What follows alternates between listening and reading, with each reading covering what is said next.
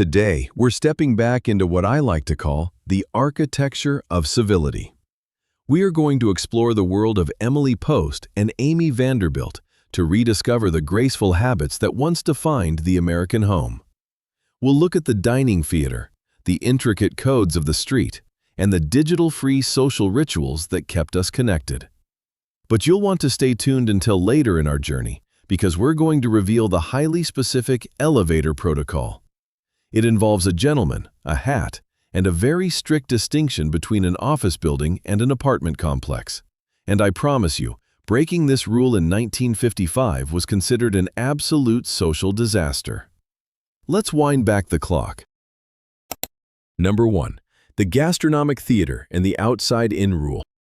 In the 1950s, a formal dinner was much more than just a meal. It was a carefully choreographed performance. Whether you were sitting down for a Sunday supper in Alabama or enjoying a refined evening meal in the frontier spirit of Alaska, the logic of the table was consistent. The table setting was designed as a map, so the guests never had to guess which utensil to use next. Do you remember that feeling of staring at a sea of silverware at your grandmother's house during a holiday? That brief moment of sheer panic when you saw 3 forks and didn't know which one was for the salad and which was for the main course.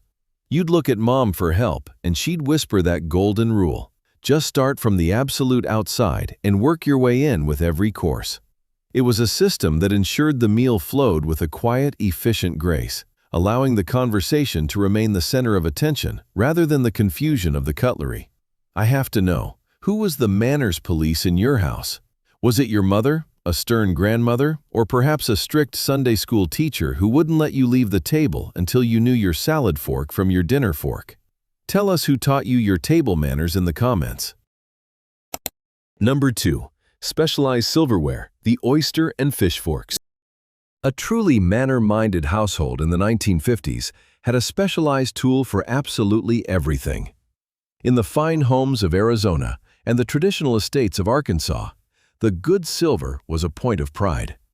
It only came out twice a year, but when it did, it brought a sense of occasion. Most forks, as we know, lived strictly on the left side of the plate. But the 1950s had a rebel in the drawer, the oyster fork. It was the only fork permitted to sit on the right side, nestled next to the spoons. Then there was the fish fork, with its distinctively notched tine. Do you remember the smell of the silver polish on a Saturday morning? The soft blackened cloth Mom would use to make every piece shine until you could see your own reflection? We weren't just cleaning utensils, we were polishing the family's heritage. It taught us that some things were special enough to require extra effort and care. Number 3. The service plate and the no empty space rule. According to the etiquette giant Amy Vanderbilt, a guest should never have an empty space directly in front of them until the table is cleared for dessert. This led to the use of the service plate, or what many of us know as a charger. From the bustling dinner parties of California to the Mountain View retreats of Colorado, this large decorative plate acted as a placeholder. When the soup course arrived, it sat on the service plate. When the soup was finished, the bowl was removed, but the service plate remained until the main entree was ready to take its place. Do you remember that feeling of pure, grown-up pride when you were finally old enough to sit at the big table and eat over a decorative service plate instead of the chipped plastic ones in the kitchen? It was a rite of passage that signaled you were now a part of the adult world of conversation and conduct. Number 4. The bread and tobacco debate. Dinner etiquette in the 50s had some surprisingly sharp divides. In the social circles of Connecticut and the quiet neighborhoods of Delaware, the bread debate was real. Emily Post, the traditionalist, actually suggested that bread could be placed directly on the tablecloth if no bread plate was provided. Meanwhile, Vanderbilt insisted on a dedicated plate. But perhaps the most jarring rule to our modern ears involved tobacco. In a formal 1950s setting, small glass ashtrays and a pair of cigarettes were often part of the individual place setting. However, lighting them before the meal was completely over was considered a cardinal social sin. You waited for the host to give the signal, usually after the dessert had been cleared and the coffee was steaming. Remember how those small glass ashtrays seemed to be in every single room of the house? even if no one in the family smoked? They were as common as coasters, a silent invitation to guests that their habits would be accommodated, but only at the proper time. Number 5. The Wednesday deadline for dating. In the 1950s, spontaneity wasn't seen as fun. It was seen as a lack of preparation and a sign of disrespect. If a young man in the warm breezes of Florida or the peach orchards of Georgia wanted to take a lady to a movie or a dance on a Friday night, he was strictly required to ask her no later than Wednesday. Asking for a date on a Thursday, or, heaven forbid, the day of, was an implication that she was an afterthought or a backup plan. Do you remember the nail-biting, stomach-turning anxiety of waiting by that heavy kitchen phone on a Wednesday evening? You'd pace the linoleum, trying to look busy, but every fiber of your being was focused on that black plastic ringer. If it didn't ring by 8 p.m., you knew your Friday night was likely going to be spent in your pajamas with a library book or playing cards with your younger siblings. It was a rule that forced men to be decisive and women to feel valued. Number 6. The doorbell rule versus the honk. There was one dating rule that was absolutely non-negotiable across the entire country. Honking the car horn from the street to signal that you had arrived was considered deeply disrespectful and, frankly, lazy. A gentleman was expected to park the car, walk up the path, ring the doorbell, and face the music, which usually meant a 5-minute interrogation by the father of the house. Do you remember your dad standing by the front door with his arms crossed, peering through the curtains? He used to tell my sister, "If that boy doesn't have the manners to walk to the door, you don't have the permission to walk to the car." It was a simple act that required a young man to show he wasn't afraid of responsibility and that he respected the home he was entering. Number 7. Parental inspection and the host mentality.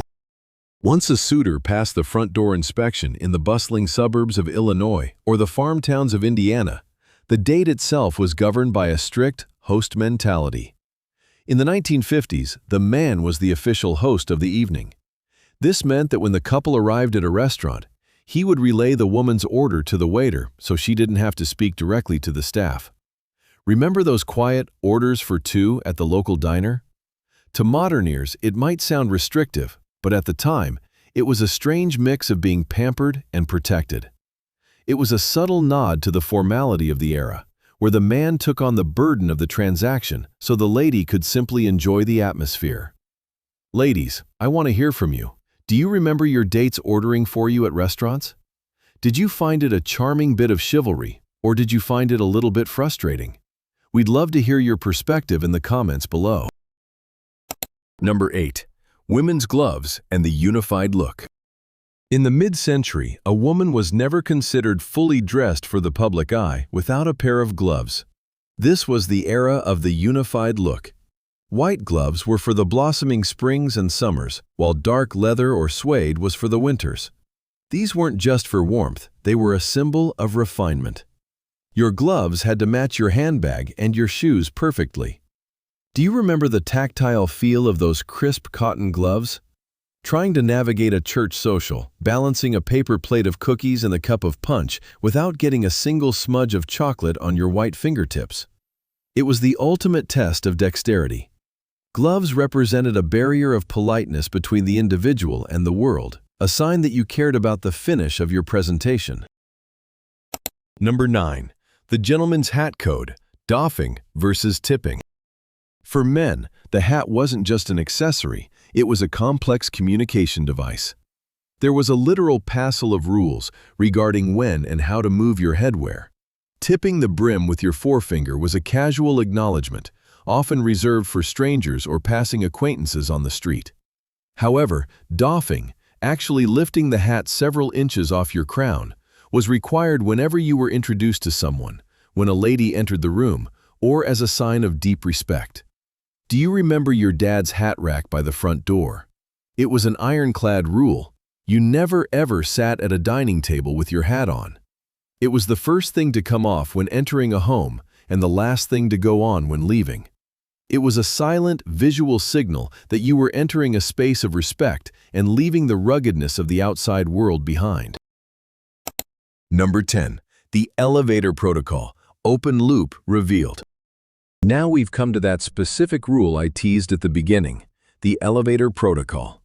In the 1950s, the elevator was a fascinating social gray area. The rule was this: if a man was in an elevator in a public office building, it was considered an extension of the street, and he could leave his hat on.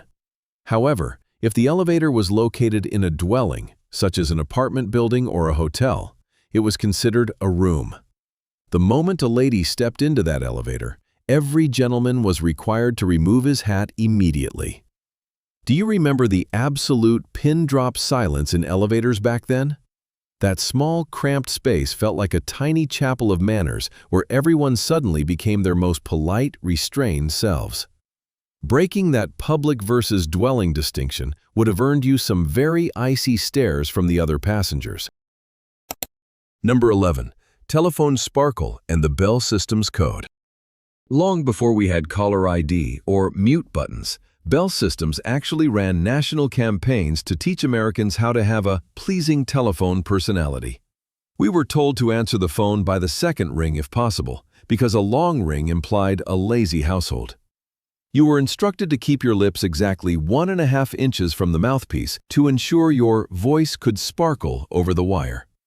Do you remember the heavy mechanical whir of that rotary dial? And do you remember the most important rule of all? You were never allowed to pick up the phone and bark, "Who are you?" or "Who is this?" It was considered belittling to the caller. You had to wait for them to introduce themselves, or better yet, guess who it was based on the sparkle in their tone. What was your family's ironclad rule about phone time? Did you have a strict 5-minute limit? Or were you the one caught stretching that long, curly cord into the hallway closet for a bit of privacy? Let us know. Number 12. The handshake hierarchy. In our modern world, we tend to think a handshake is just a handshake, but in the 1950s, it was governed by a strict social hierarchy. In a social setting, the woman was always considered superior to the man. A gentleman never, ever extended his hand first. He waited for the lady to offer hers. If she didn't, a polite bow of the head was the correct response. In the business world of the mid-century, however, the rank reversed. The higher-ranking official always initiated the greeting. Do you remember being coached by your father on the perfect handshake? Not a dead fish that showed no character, and certainly not a bone crusher that showed too much ego. We were taught that a firm, brief handshake told the other person everything they needed to know about your upbringing and your honesty. Number 13. Third-party introductions. Don't introduce yourself. This is a rule that has almost completely vanished in our self-start culture. In the 1950s, walking up to a group of strangers and introducing yourself was often seen as pushy or overly familiar. Proper etiquette required a third party, usually the host or a mutual friend, to facilitate the meeting. The hostess would present the younger person to the older person, or the gentleman to the lady. Do you remember standing awkwardly at the edge of a party, clutching a glass of punch, waiting for the hostess to notice you were alone and come over to present you to the group? It felt formal, perhaps even a bit stiff, but it served a beautiful purpose. It made sure that every guest was intentionally woven into the social fabric of the room. No one was left to float in isolation. Number 14. Epistolary duty and the wedding deadline. In the mid-century, gratitude was not an afterthought. It was a non-negotiable duty. Today, people often think they have a full year to send out wedding thank-you notes. But in the 1950s, the queen of etiquette, Emily Post, was firm. You had exactly 3 months for a wedding, and only 48 hours to send a hostess thanks after a dinner party. In the homes of New York, North Carolina, and North Dakota, the handwritten note was the mark of a well-bred individual. Do you remember the smell of the ink and the feel of that high-quality, heavy-bond stationery? I can still see my mother making me sit at the kitchen table in Ohio or Oklahoma, refusing to let me go out to play in Oregon or Pennsylvania until every single birthday thank you note was written, addressed, and stamped. We were taught that saying thank you wasn't just about the gift. It was about acknowledging the time and the heart the other person had invested in us. Be honest with us. Do you still write handwritten thank you notes today? Or have you moved entirely to texts and emails? Let's see how many of us are keeping the lost art of the note alive in the comments.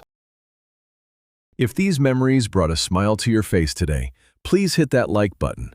It really helps our community of nostalgic souls grow. Subscribe for more deep dives into the decades we love, and please share this video with your family. Perhaps it will spark a wonderful conversation at your next dinner table. Thank you for watching, and as always, stay nostalgic.